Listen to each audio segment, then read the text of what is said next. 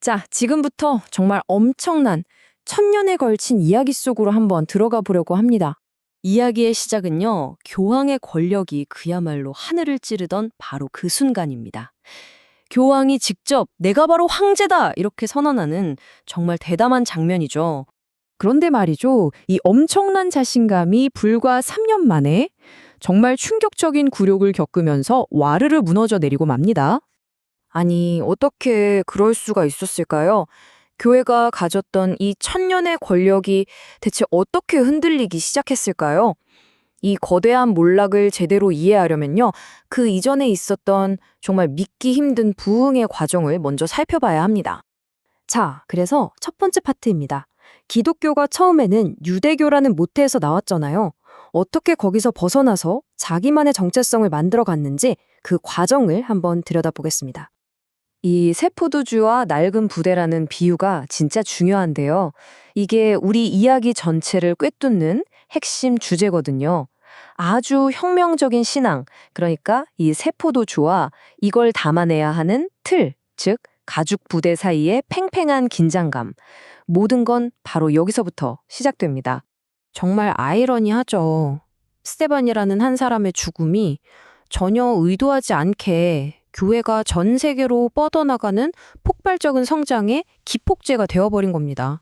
그래서 결정적인 순간은 바로 이겁니다. 서기 70년에 로마 군대가 예루살렘 성전을 파괴해버려요.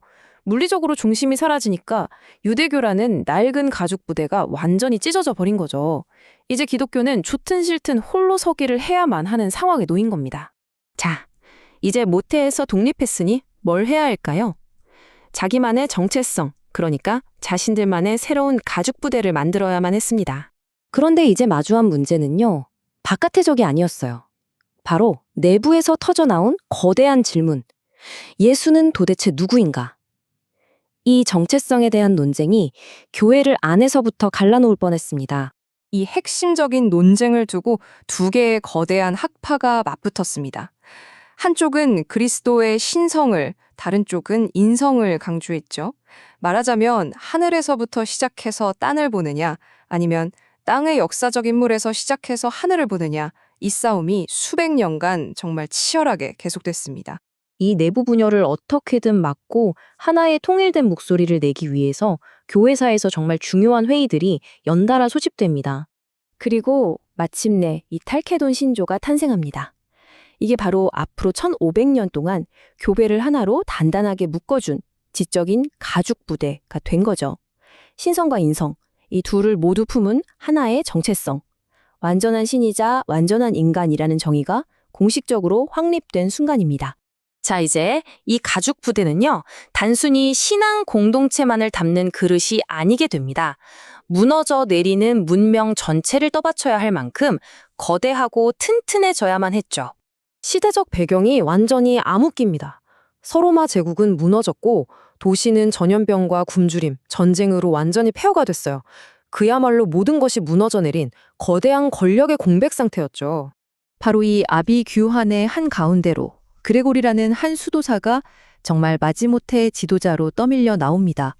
그는 교황이라는 자리를 영광이 아니라 끔찍한 형벌이라고 생각할 정도였어요. 하지만 어쩔 수 없었습니다. 그 지친 몸을 이끌고 나설 수밖에 없었어요. 왜냐하면 그 일을 할 수 있는 사람이 아무도 없었거든요. 식량을 배급하고 도시를 방어하고 심지어 외교 협상까지. 교황이 세속 통치자의 역할을 전부 떠맡게 된 겁니다.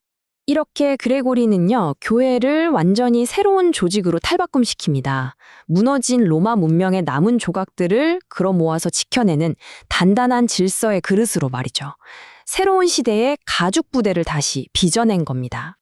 그리고 이렇게 거대해진 권력은 우리를 다시 이야기의 맨 처음으로 데려갑니다. 교황이 스스로를 황제라고 칭했던 그 자신감의 정점.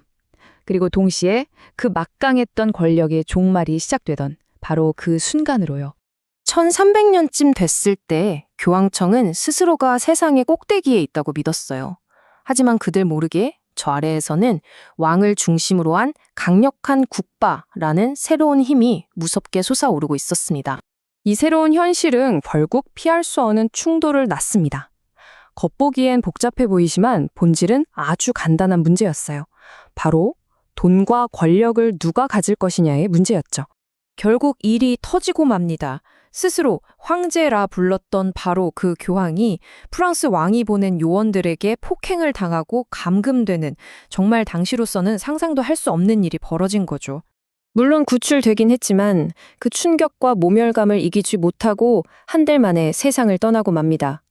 이 사건으로 세속의 왕들을 마음대로 호령하던 교황의 절대적인 권위라는 마법이 영원히 깨져버렸습니다. 이 굴욕적인 사건은 뭘 의미할까요? 유럽 전체를 하나로 묶어주던 기독교 제국이라는 거대한 가죽 부대가 국가라는 새로운 힘의 압력을 더 이상은 견뎌내지 못하고 찢어지기 시작했다는 걸 보여준 겁니다. 하나의 거대한 제국이 여러 개의 국가로 쪼개지는 새로운 시대. 그렇다면 이제 신앙은 어떤 새로운 그릇, 어떤 새로운 가족 부대를 찾아야만 할까요? 바로 이 질문이 서양 역사의 다음 장, 바로 종교개혁이라는 거대한 폭풍의 시작을 알리게 됩니다.